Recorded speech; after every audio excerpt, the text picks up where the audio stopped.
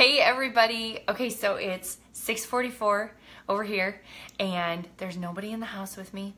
I made myself dinner. I haven't cleaned it up. We're starting to have work days for me, work chunks. They're not full days. And one of the things I was like, I have not been able to do, I have done 0 live videos. So last week I posted, what are some questions you guys have? Talk to me a little bit about where you're at, what would be helpful. So we're just gonna do a little bit of a Q&A here and answer some of those questions. Totally unscripted, whatever. Some people might hop on live. If they have questions, they can throw them out there. This is just gonna be fun. Okay, so Emily Rashid, I'm ignoring your question. Hey Kara, we're just doing Q&A. If you have any questions, go ahead and throw, anything is fair game. Throw those out there. Yep, Emily, your question is not getting answered. I'm just kidding. Not really. Okay, Lindsay wanted to know about placement. So I said, tell me more. What do you want to know more about? She said, what would you do different? What would you do different if you could start over? How do you coach people now that you know what you know? What do you wish you had learned earlier? Okay, so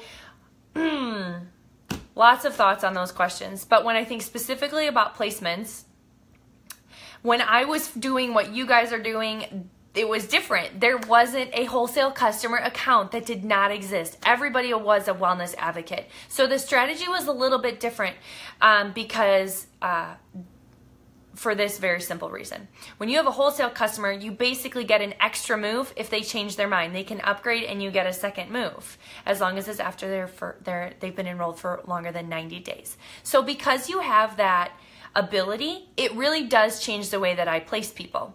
Wholesale customer, you can't put anybody underneath them. They cannot sponsor anybody. So I can't necessarily go back and know that because that didn't exist. But here's what it means for me.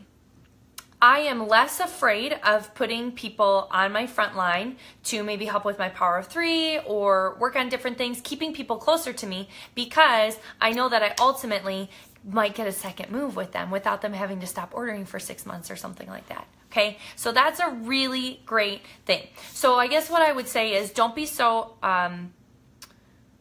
too afraid to place people on front lines and, maybe keeping people not as deep down as I would have initially said. So maybe on levels like 3 to 4 or kind of a thing. So I guess that's what I would say. I keep people a little bit closer to me because I know I have the ability to move them around with that second move. I hope that helps, Lindsay. And I feel like I say this a lot about placements. Placements is like life. We all want to know the perfect, maybe that's just me. We all want to know the perfect way to do it, the right way to do it. Is this exactly how it's supposed to be? And there's no exact formula. There is not. So what you have to do is you ultimately have to place somebody the best of your ability. You can call me, you can call your leader. We will help you. But it always works out. It works out.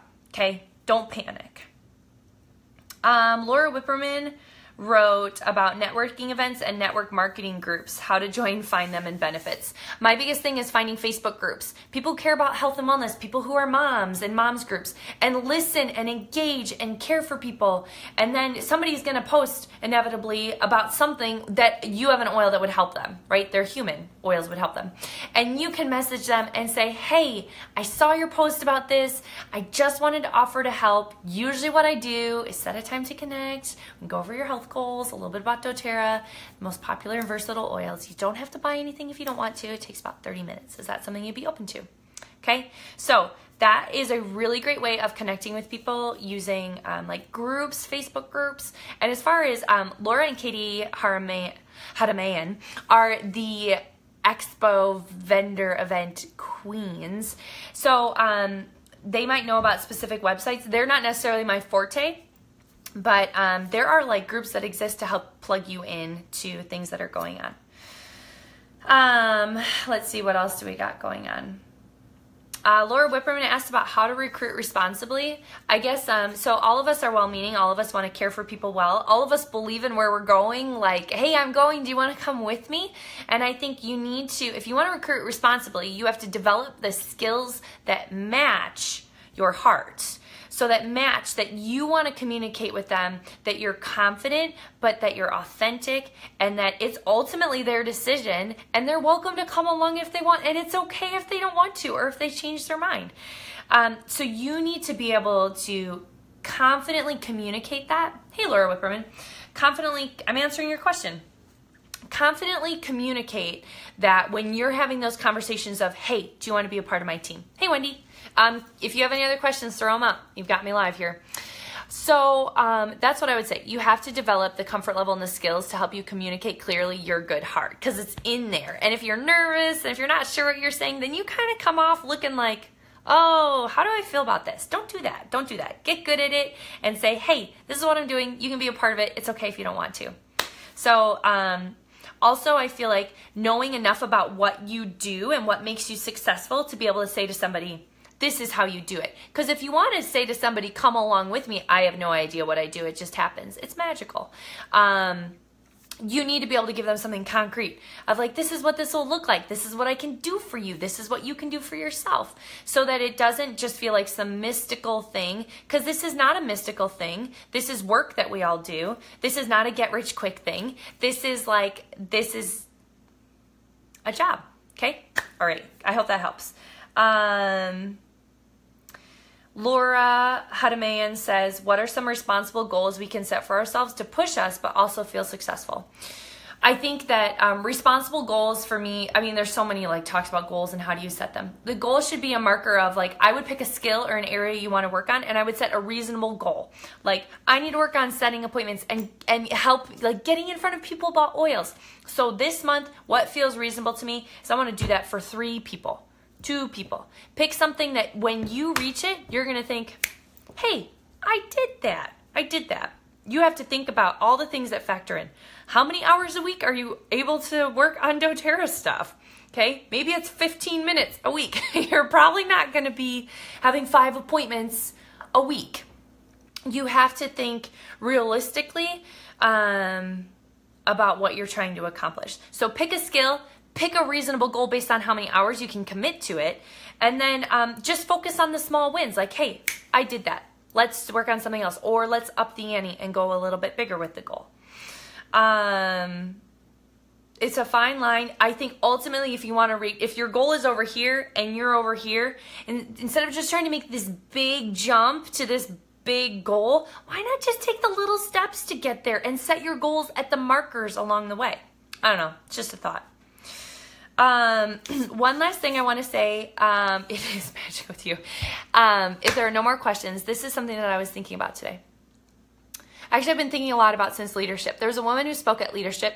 She was really great. She talked about the culture of our company, how we are like stewards of it. We should protect it.